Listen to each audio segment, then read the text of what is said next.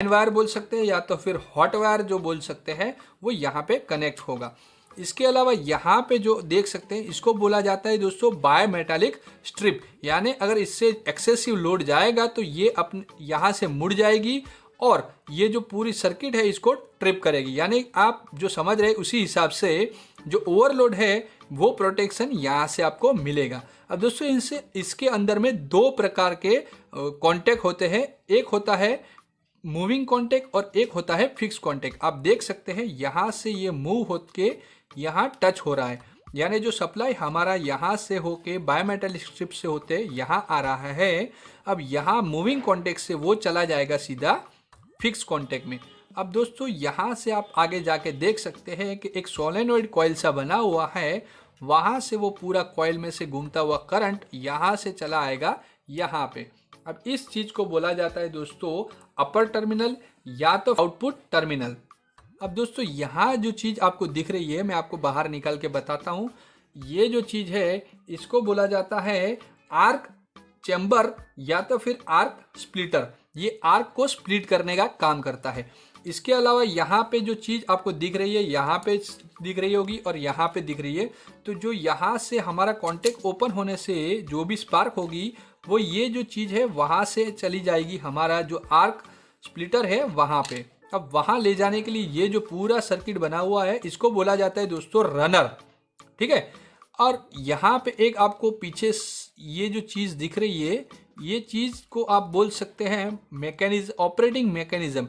यानी ये क्या करता है, जो हमारा मूविंग कॉन्टैक्ट होता है उसको फिक्स कॉन्टैक्ट के साथ जोड़ने का काम करता है, उसी के साथ साथ वो पूरा फिक्स रहेगा। यानी ये कॉन्टैक्ट को एकदम जोर से बनाए रखने का काम भी करता है। अब दोस्तों अगर ये हमारा कॉन्टैक्ट लूज हुआ तो आपको पता है यहाँ पे स्पार्क होगा या तो फिर गर्मी पैदा होगी और हमारा जो कॉन्टैक्ट है वो खराब हो जाएगा। अब दोस्तों यहाँ पे जो चीज़ आपको दिख रही है सोलेनॉइड, उसके अंदर में क्या होता है आप देख सकते हैं, एक छोटा सा प्लंजर होगा, आपको यहाँ पे आता हुआ दिखेगा एक प्लंजर। मैं आपको पास से दिखा देता हूँ। ये अभी अंदर चला जाएगा, ये बाहर आएगा, ये यहाँ पे दिख रहा होगा आपको, ठीक है, ये दिख रहा है। अब दोस्तों इसी के साथ में यहाँ एक नीचे में ये वाला व्हाइट वाला भी आपको दिख रहा होगा, ये भी ऑपरेटिंग मैकेनिज्म है। कैसे काम करता है मैं आपको बताऊंगा। सबसे पहले मैं एक बार आपको पूरे नाम बता देता हूँ। अब ये जो चीज़ है इसको बोला जाता है दोस्तों नॉब, ऑपरेटिंग नॉब। अब सारे के सारे नाम तो हमने जान लिए, अब हम क्या करते हैं एक एक चीज़ का जो है वो यूज़ समझते हैं। अब देखिए सप्लाई हमारा दोस्तों आ रहा है यहाँ पे लोअर टर्मिनल में, यहाँ से चला जाएगा वो बायोमेटालिक स्ट्रिप में, यहाँ से जो हमारा जो मूविंग कॉन्टैक्ट है वहाँ पे सप्लाई आएगा और उसके बाद में जब हम ये जो स्विच है इसको ऑन करेंगे तो वो चला जाएगा हमारा फिक्स कॉन्टैक्ट में। अगर हमारी सर्किट ओके है तो वो चला जाएगा यहाँ सोलेनॉइड कॉइल में और यहाँ से सीधा हमारा आउटपुट सप्लाई है आउटपुट टर्मिनल से बाहर आएगा। ये हुई अगर हमारी हेल्दी कंडीशन है तो।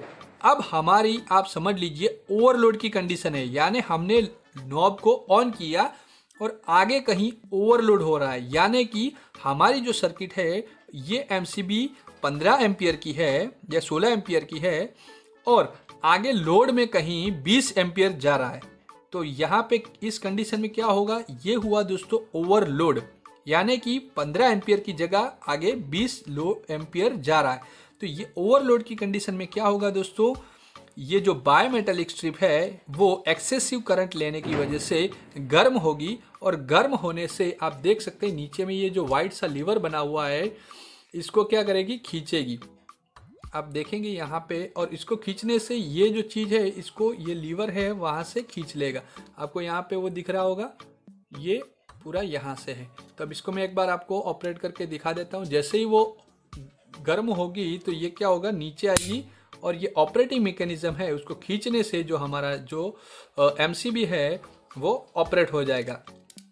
ये क्या हो जाएगा, ऑपरेट होने से वो अभी तो ये क्या हो रहा है, खुल जा रहा है क्योंकि ऐसे ऑपरेट हो जाएगा। अब दोस्तों इसके ऊपर में कवर नहीं है, इसकी वजह से ये क्या है, झटके से ये निकल जा रहा है। अब ये ऑपरेट हो गया, यानी हमारा जो एमसीबी है वो गिर गया बोलते हैं लोग, मगर ये ऑपरेट हो गया बोल सकते हैं। अब ये हो गया हमारा ओवरलोड कंडीशन में।